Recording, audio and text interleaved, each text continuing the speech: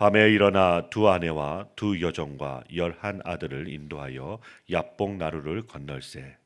그들을 인도하여 시내를 건너가게 하며 그의 소유도 건너가게 하고, 야곱은 홀로 남았더니 어떤 사람이 날이 새도록 야곱과 씨름하다가 자기가 야곱을 이기지 못함을 보고 그가 야곱의 허벅지 관절을 치매 야곱의 허벅지 관절이 그 사람과 씨름할 때 어긋났더라. 그가 이르되 날이 새려하니 나로 가게 하라. 야곱이 이르되 당신이 내게 축복하지 아니하면 가게 하지 아니하겠나이다. 그 사람이 그에게 이르되 내 이름이 무엇이냐? 그가 이르되 야곱이니이다. 그가 이르되 내 이름을 다시는 야곱이라 부를 것이 아니요 이스라엘이라 부를 것이니 이는 내가 하나님과 및 사람들과 겨루어 이겼음이니라. 야곱이 청하여 이르되 당신의 이름을 알려주소서. 그 사람이 이르되 어찌하여 내 이름을 묻느냐 하고 거기서 야곱에게 축복한지라. 그러므로 야곱이 그곳 이름을 브니엘이라 하였으니 그가 이르기를 내가 하나님과 대면하여 보았으나 내 생명이 보존되었다 함이더라. 그가 브니엘을 지날 때 해가 돋았고 그의 허벅다리로 말미암아 절었더라. 함께 읽겠습니다. 그 사람이 야곱의 허벅지 관절에 있는 둔부의 힘줄을 쳤으므로 이스라엘 사람들이 지금까지 허벅지 관절에 있는 둔부의 힘줄을 먹지 아니하더라. 아멘. 야곱은 야복 나루에서 커다란 인생의 변화를 맞이하게 됩니다.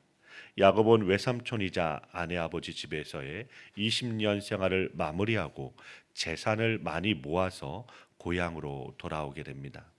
그러나 장인에게서 벗어났다는 안도감도 잠깐, 자기를 죽이려는 형이 기다리고 있는 곳을 향하여 가야 합니다. 그 두려운 길을 하나님께서 언약하셨기 때문이죠. 그리고 그 언약에 자기도 서원하였던 것입니다. 그러므로 가기는 가야 하는 길인데 두려움이 야곱을 떠나지 아니합니다. 자기 형이 자기를 죽이려고 400명의 군사를 이끌고 자기에게로 온다는 소식을 듣습니다. 조금 전에 자기 장인에게서 죽음의 위기를 넘겼는데 벗어나자마자 심히 두렵고 답답한 소식을 또 듣게 되는 것입니다.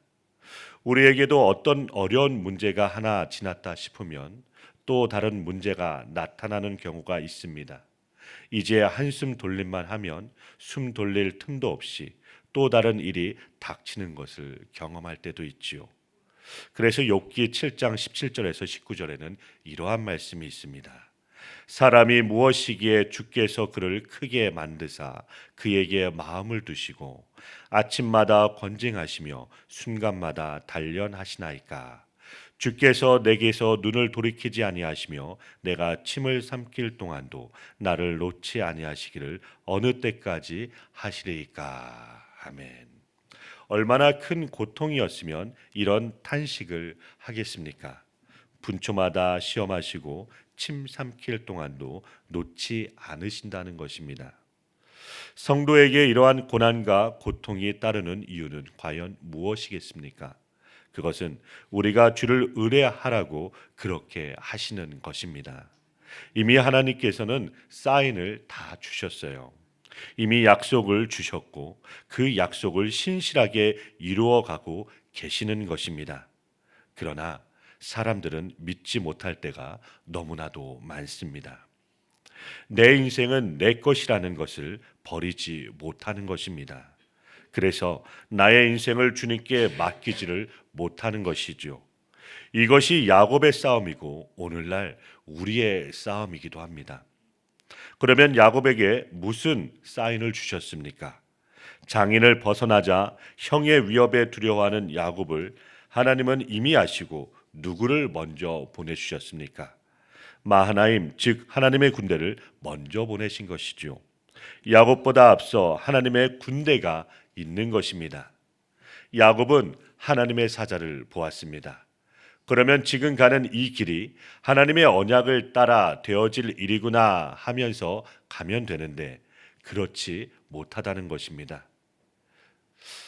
이것이 우리에게 위로가 됩니다. 만약 야곱이 하나님의 약속을 믿고서 씩씩하게 나아갔다면 우리는 절망할지도 몰라요. 그런데 하나님의 군대를 만나고서도 두려워서 갑갑해하는 야곱을 볼 때 우리는 우리와 별 수 없는 사람이구나라는 생각을 하게 됩니다. 그러므로 야곱은 하나님의 군대를 보고서도 어떻게 하든지 형의 분노를 풀기 위하여 세일에 거하는 에서에게 사람을 보냅니다. 그러면서 은혜 있기를 구한다고 전하게 되죠. 그러나 에서에게 갔다 온 그들의 대답은 에서가 400명의 군대를 거느리고 온다는 말입니다. 그래서 야곱은 심히 두렵고 답답하여 하는 일이 무엇입니까?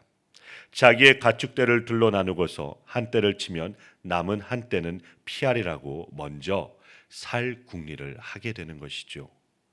야곱을 보면서 이런 모습이 우리의 모습임을 보게 됩니다. 야곱의 이러함에도 불구하고 하나님은 자기의 언약을 이루기 위하여 야곱을 인도하시고 끌어가고 계시는 것입니다. 에서가 자기를 치면 어떻게 하리라 계산해 놓고서 또 다른 방법으로 하나님께 기도하게 되지요. 이 기도만 본다면 바른 기도의 내용일 것입니다.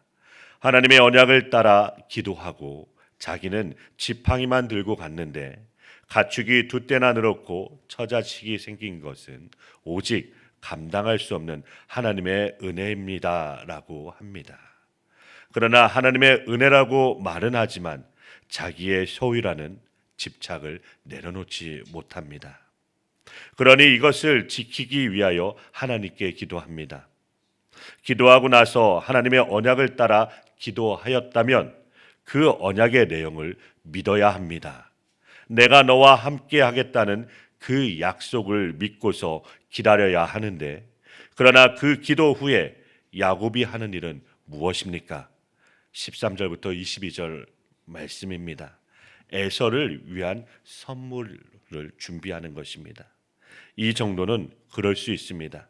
선물로 환심을 사는 것이야 이해가 됩니다. 그리고 선물의 양도 엄청남을 봅니다. 선물을 세 떼로 나누어 하고서 그 뒤에 자기의 아내들과 자식들을 야복나루에서 건너게 하고서는 자기 혼자 남게 됩니다. 이때 어떤 사람이 야곱에게 오게 됩니다. 밤중에 어떤 사람이 왔습니다.